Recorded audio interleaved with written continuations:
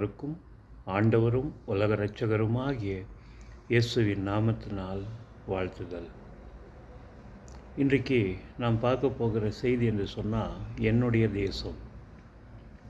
என்னோட தேசத்தின் பேர் இந்து தேசம்.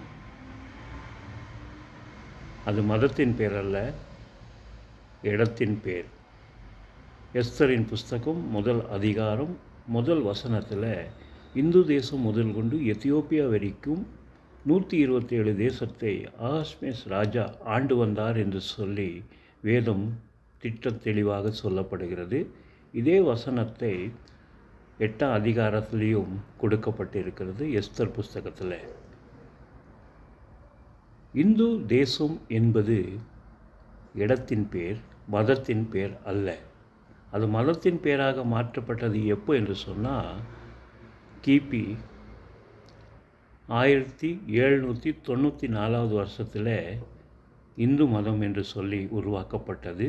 உருவாக்கினவர் ஜோஸ் வில்லியம் என்ற பிரதான நியாயாதிபதி. கல்கட்டா சுப்ரீம் கோர்ட்டில் அது நிறைவேற்றப்பட்டது. இந்த இந்து என்ற பேர் எப்போ வந்தது என்று சொன்னால், என்னோடய தேசத்துக்கு கிமு 500வது வருஷத்தில் பாரசீகால கொடுக்கப்பட்ட பேர்தான் இந்து. அது முகலரால் இந்துஸ்தான் என்று சொல்லி அழைக்கப்பட்டது. இது யார் நான் சொல்லுகிறேன் என்று சொன்னால், நம்முடைய இந்தியா தேசத்தில் இருக்கிற வேதங்களிலே உபனிஷத்தில் இல்லாத ஒரு பேர் இந்து. அந்த இந்து என்ற பேர் என்னுடைய பரிசுத்த வேதாகத்தில் இருக்கிறது. பைபிளில் அது எழுதப்பட்டிருக்கிறது கிமு 500வது வருஷத்தில். அருமையான தேவ ஜனங்களே, இந்த சத்தியத்தை அறியாத ஜனங்கள் எத்தனையோ பேர் நான் இந்து மதத்துக்கு சேர்ந்தவன் என்று சொல்லுகிறார். இந்தியா தேசத்தில் வாழுகிற அத்தனை பேரும் இந்துக்கள். இந்து என்று சொன்னால் இடத்தின் பேர், என்று சொன்னால் தேசத்தின் பேர்.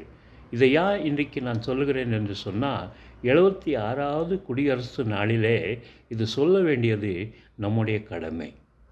அல்லேலூயா. குடியரசு நாளின் நல் வாழ்த்துதல். அநேகரும் இந்தியா தேசத்தில் இருக்கிற அத்தனை பேரும் அதிகாரிகள், ஆளுகிறவர்கள், பிரஜைகளோட கரத்தில் தான் இந்த தேசம் கொடுக்கப்பட்டு இருக்கிறது. இந்த தேசத்தில் இருக்கிற பிரஜைகள் நம்முடைய தேசத்தின் சட்ட திட்டங்களை மதிக்க வேண்டும், அதை கௌரவிக்க வேண்டும். ஆமேன். அல்லேலூயா. தேவனுக்கே மகிமை உண்டாகட்டும். இந்து என்பது மதத்தின் பேர் அல்ல, அது இடத்தின் பேர். இடம் என்று சொன்னால் தேசத்தின் பேர். ஆமேன். நம்முடைய தமிழ் பைபிளில் இந்து தேசம் என்று எழுதப்பட்டிருக்கிறது. இந்தி பைபிளை நீங்கள் எடுத்து வாசிப்போம் என்று சொன்னால் இந்துஸ்தான் என்று சொல்லி எழுதப்பட்டிருக்கிறது. ஸ்தான் என்று சொன்னால் இடம். இந்து என்பது இடத்தின் பேர், மதத்தின் பேர் அல்ல. ஆமேன். அல்லேலூயா.